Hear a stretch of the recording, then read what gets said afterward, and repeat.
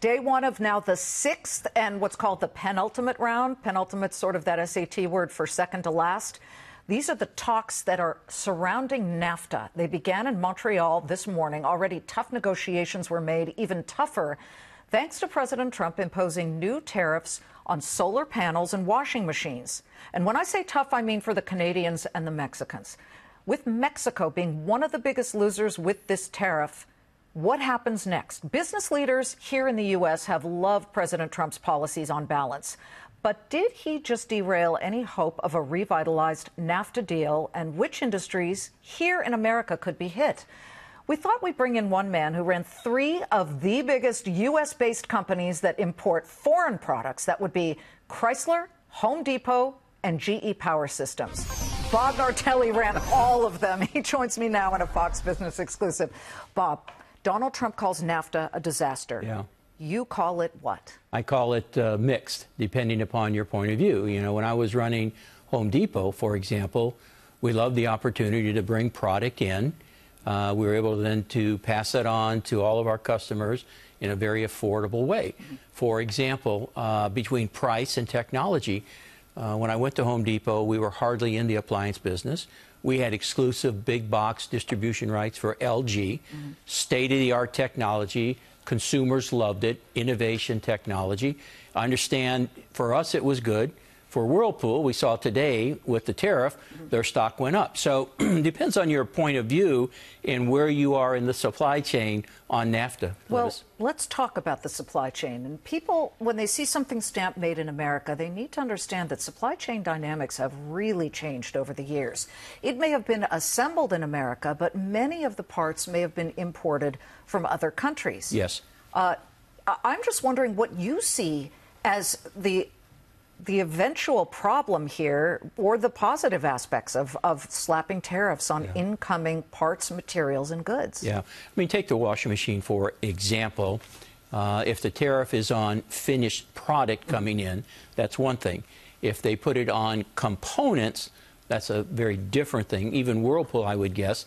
Again, I don't know for a fact, but when I was in GE Appliances, you know, we bought a lot of product in from Mabe, which was part of General Electric Appliance Group from Mexico into the United States, gas ranges, etc.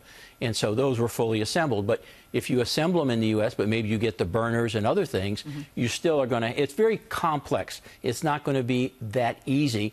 But I do think a lot of the U.S. companies are very concerned about this tariffs. If you think about what happened with Chrysler commercial trucks, they now announced they're going to bring those to the U.S.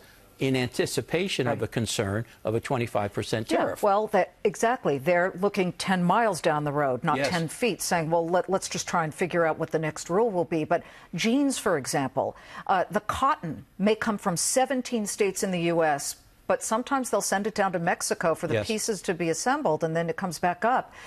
I just think it's important to note, and especially, say, for example, in the auto industry, how many different borders do we see where parts are crossed before they eventually come to the U.S. to be assembled in Detroit? Multiple. I mean, even if you look at Dell computers, you know, where all of the parts and pieces come from, may be assembled in the U.S., but I guarantee you that one of Michael Dell's real secrets is his supply chain. You know, a lot of people believe it's make to order, and he's done a magnificent job, but a lot of those components come from places all over the world. When you were at Chrysler, an average car had how many parts sourced from elsewhere? Oh, I would say, I'm going to guess, it's been a while, well over 50% probably. If you think about even the seats that were assembled in the U.S., the material and a lot of the components underneath those, the sensors, the motors, all of those things were imported from various countries. This is what the Auto Coalition said. Don't change. This is what they plead for right now from Washington and the president. Don't change in the middle of a comeback. We're winning with NAFTA. Yes. But if you could say one thing that the president is right on and where we should get rid of or modernize part of NAFTA, it's 24 years old. Got to be modernized at least. What would that be? Yeah, I think I would be in favor, quite honestly, of what he's doing.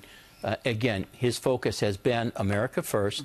returning jobs to the United States. If you think about Nissan just opened a plant, right, in Alabama, or going to. So did, Samsung. They opened the plant in the washing machine plant in North Carolina. Here's where I thought the administration was going to go. When they put the tariff on Mexico, I would have thought that any federal benefit that came from moving jobs, moving plants, would have gone into a special fund, so Mexico did pay for the wall. Their loss, our gain, contributed to paying for the wall. I thought that was his next step when he did that, Liz. Well, I guess we don't know ever with this one. Bob, it's great to see you. Thank you. Thank you so much. Great to Bob be on. Nardelli, former CEO of Home Depot, Chrysler, GE Power. What else? Unbelievable.